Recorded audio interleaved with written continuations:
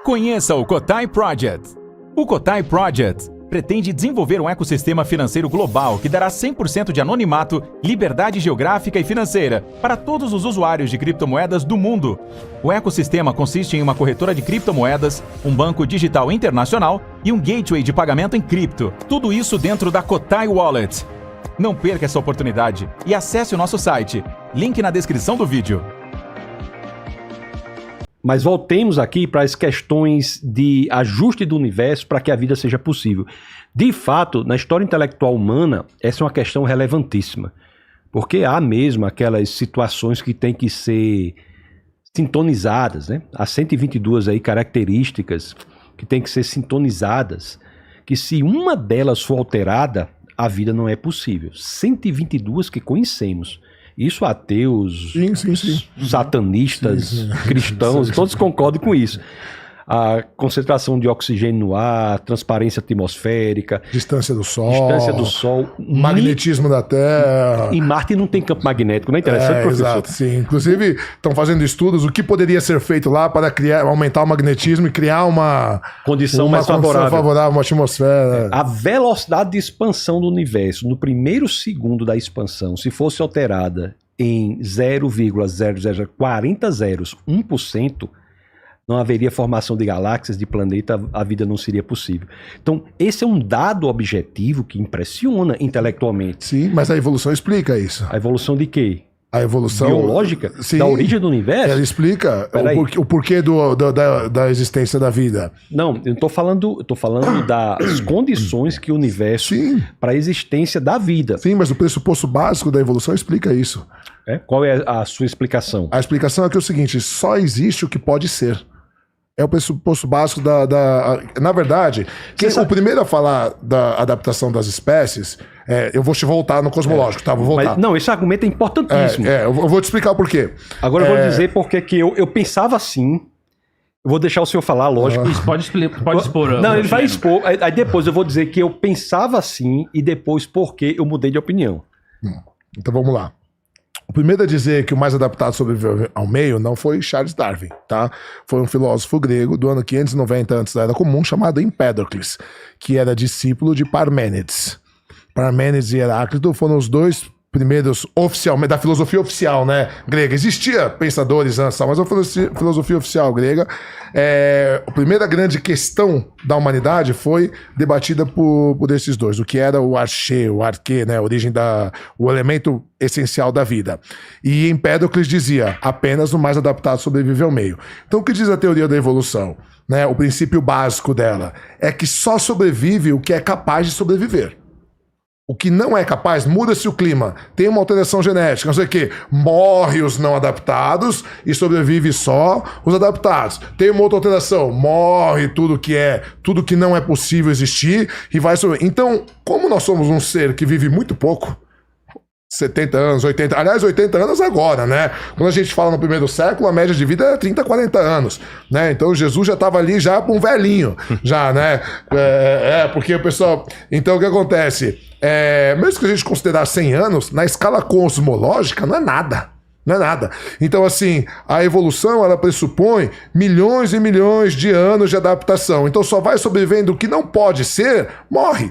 Então, a gente tem a ilusão de que tudo é perfeito, de que as coisas foram criadas assim. A verdade é que não, porque continuam nascendo crianças com defeito genético, continuam há galáxias que estão chocando com outras galáxias, estrelas que estão explodindo. O universo não ele é um caos, né? Embora exista uma certa ordem em alguns sistemas, no geral, ele é caótico, existem galáxias que estão chocando, uma caminhando para se chocar com a outra, mas como a gente vive muito pouco, a gente não consegue enxergar isso. E aí a gente tem a ilusão de que as coisas são perfeitas, porque tudo no seu mínimo detalhe e tal. E aí a gente pressupõe um criador. Entende? Aonde chega, eu entendo o seu ponto de vista, mas a questão é como... Cada coisa só pode existir o que é possível, o que não é possível deixa de existir. Então todas essas condições, elas foram levando a aparecer a vida, e isso a gente está falando vida baseada em carbono que a gente conhece. Não, mas né? aí tá o problema aí. Aí a gente pode ter uma série de outras questões. Veja bem, me permita um parênteses aqui? Claro, vamos lá. O senhor está falando pressupondo já a existência da vida. Isso que o senhor Sim, falou... Você falou justifina. O justifina é o que torna a vida possível. Então, veja bem, o que o senhor está falando é que existe uma seleção natural, que aqueles que não se adaptam são extintos, não é isso? Sim, mas isso não se tem a ver aplica ao universo também. O que não pode ser, deixa de existir. Não, o que eu quero dizer, isso se aplica à vida, isso é darwinismo. Não estou falando do darwinismo para o universo. Sim. É que o universo, o que é mais apto no universo que sobrevive? Não, por exemplo, se uma estrela tiver perto de um buraco negro, por exemplo, ela deixa de existir. Por quê? Porque o buraco negro, a matéria dele é mais densa, ela vai sugar, inclusive suga até a luz. E aí ela deixa de existir, ela vai ser condensada até ser espremida no seu máximo, certo? E ela vai deixar de existir. Então ela não pode ser dali. Naquele lugar, o que a gente chama de evento, horizonte de eventos, né? Até aquela beirinha onde o buraco negro chega, se ela passou do horizonte de eventos, ela vai ser sugada pelo universo. E aí ela deixa de existir. Ela só pode ser o que é, aonde ela estava. A partir do momento que ela deixou e ela passou para um outro lugar que ela não pode ser, porque a matéria, a gravidade do buraco negro vai puxar, ela deixa de existir. Entende? É isso que eu quero dizer. As órbitas, o que existe hoje? Existem as órbitas, existem as estrelas, existe. Por quê? Porque é só o que pode existir. O que não pôde existir, o que estava fora das leis, o que contradizia, deixa de existir, foi destruído. Só o que pode existir e o que não pode existir satisfizeram as 122 características que conhecemos, que são essenciais para a vida. O que, do ponto de vista da probabilidade, a satisfação dessas características por acaso é de 1 chance em 10 elevado a 138. A probabilidade disso acontecer por acaso é um sem número de vezes impossível. Mas é que não é por acaso, é isso que Mas o senhor está falando da vida ou está falando de outra coisa? Não, você está falando da vida.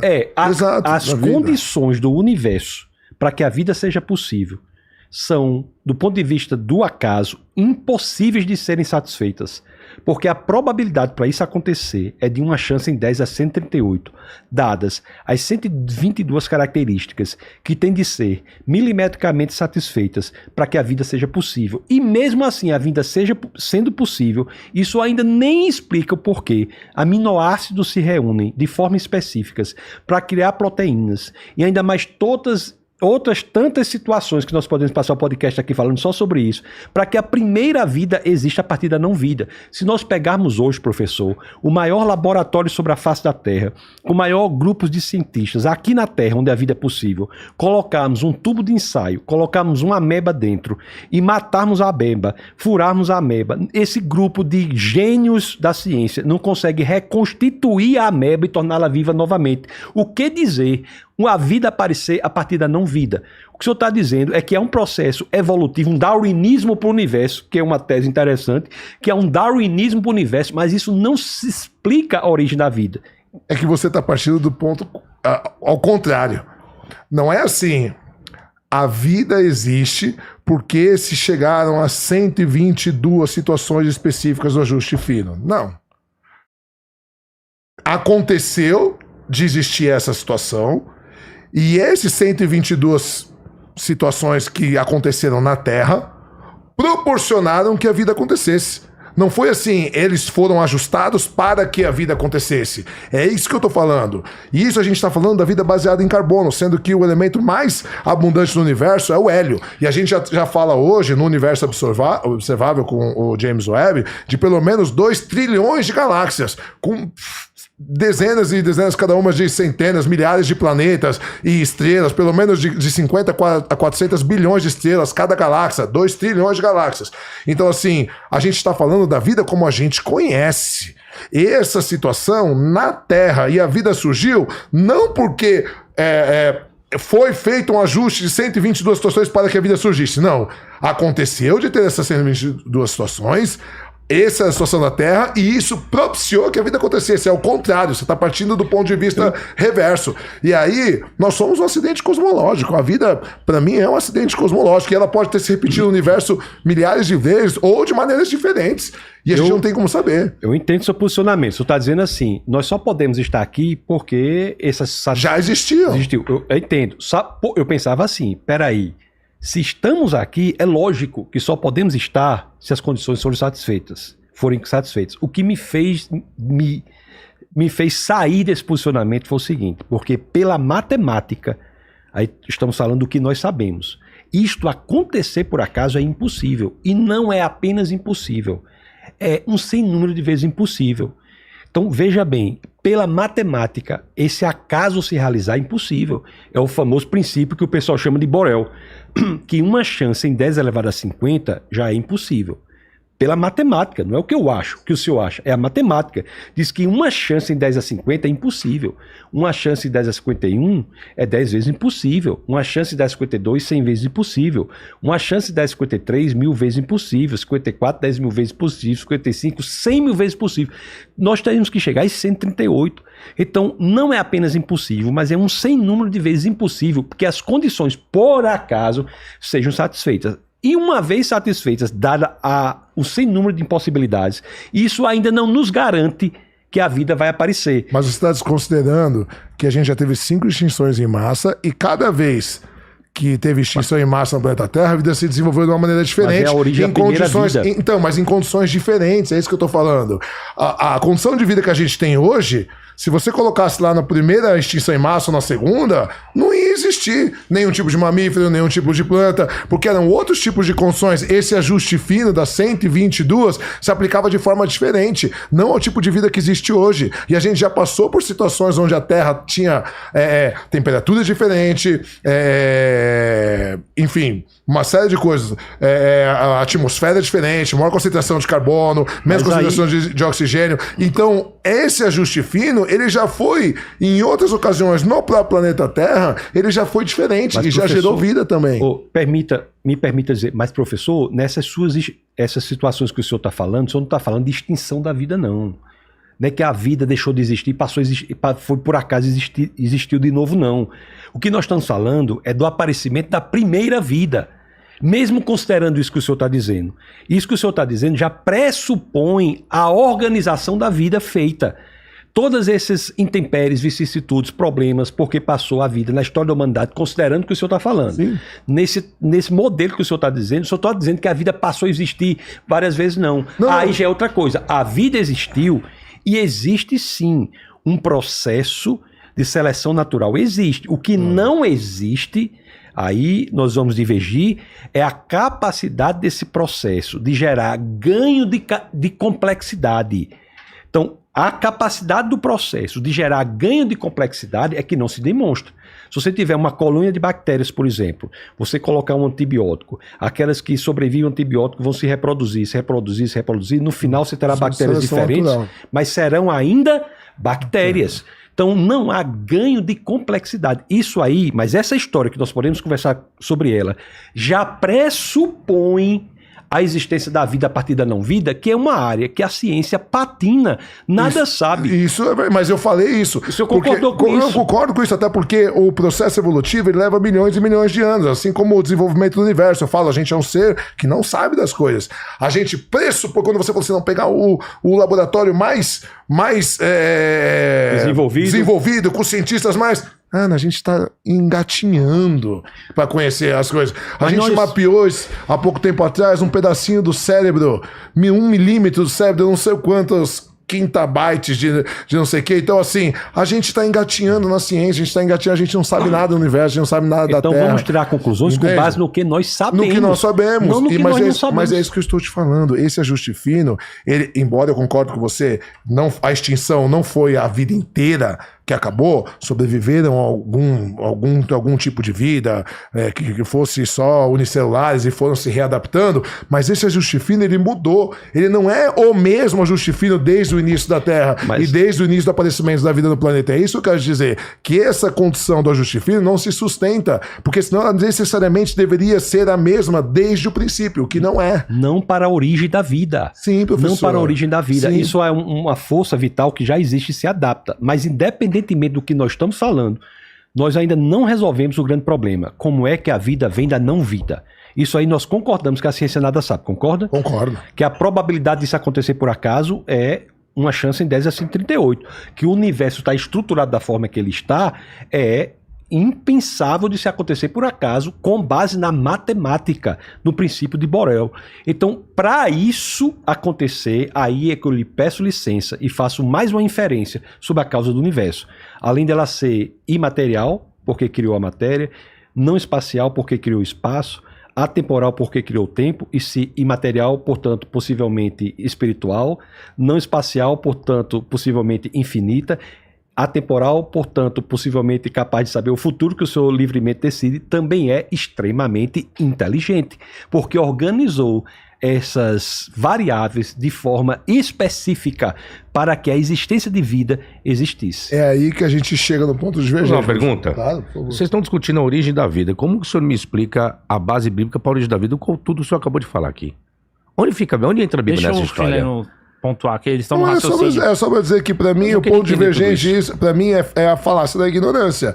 É o fato de eu não saber explicar, então tem que ser Deus, tem que ser imaterial, tem que ser espacial, Não, tem que ser... eu não falei Deus não, eu não falei o nome Deus não. Mas Não. tem que ser Isso. espiritual, tem que ser Base atemporal, do tem que que ser... sabemos. Então assim, pra mim, a gente cai de novo na falácia da ignorância. Como você não sabe, como a ciência não sabe explicar, tem que ser assim. Na verdade é que Não tô não dizendo tem. isso, não. Mas não tem, mas a verdade é que a gente simplesmente não sabe. É isso. Eu não não- sabe da onde veio. É essa que é a certeza que a gente tem. O que foi que deu causa, a gente não tem como afirmar nada sobre o que deu causa. Nem do universo, nem da vida. A gente simplesmente não sabe. Ponto. Mas não estou explicando? Não, Eu não você tô tá falando que explicando- necessariamente tem que ser espiritual, não, tem que ser... Não, necessariamente eu não disse isso, não. Falou. Necessariamente, se ela criou a matéria não existia, de acordo com o que diz a cosmologia contemporânea, ela é imaterial. Se ela criou a matéria, ela não podia ser material. Isso sim é necessariamente. Agora, uma forma de se definir imaterial, isso não é necessariamente, mas é muito possivelmente, é espiritual. É isso que eu estou lhe dizendo. Se ela criou o espaço, já que a cosmologia contemporânea diz que o espaço veio existir a partir Uma do linha ela é da não espacial. cosmologia É a que contemporânea, faz isso que eu com estou que te os falando. foguetes ANI, que a gente coloque satélites Então, no espaço. no meu ver, Mas a gente está dando volta no mesmo não, raciocínio. não está, mas o senhor tem que concordar, assim, eu lhe peço que eu não estou dizendo que necessariamente ela é senão imaterial, não espacial e atemporal, pelo simples fato de que a visão mais bem sucedida que nós temos do universo, da origem do universo, a teoria do Big Bang, pressupõe como pano de fundo filosófico dessa teoria, tanto que foi criada por um padre, uma causa com essas características. E aí eu faço uma inferência, não mais uma dedução, uma inferência altamente provável, que é se ela é imaterial, espiritual, se é não espacial, infinita, se é atemporal, capaz de ver o futuro que livremente nós decidimos, e se ela é essa causa capaz de organizar o universo com as 122 características que milimetricamente têm que ser sintonizadas para que a vida seja possível, e a probabilidade disso acontecer por acaso é de uma chance de 10 a 138, nós podemos facilmente dizer que essa causa é extremamente inteligente. E digo mais, aí eu vou tomar a liberdade aqui de dizer uma coisa a mais. E se isso veio existir sem a existência de leis da natureza, já que a cosmologia contemporânea diz que as leis da natureza só vieram a existir juntamente com o universo, essa causa não obedeceu a uma lei natural, não foi descrita pela lei natural. Essa causa é possivelmente pessoal, porque tomou uma decisão. Então, essa causa indica muito provavelmente para um Deus com essas características. Já que o debate aqui é Deus existe, eu proponho, com base no que eu disse, que essa causa com essas características pode ser esse Deus que estamos discutindo aqui, tentando encontrar argumentos nas coisas criadas, no universo e na vida, para que ela exista. Então, são elementos fortemente importantes.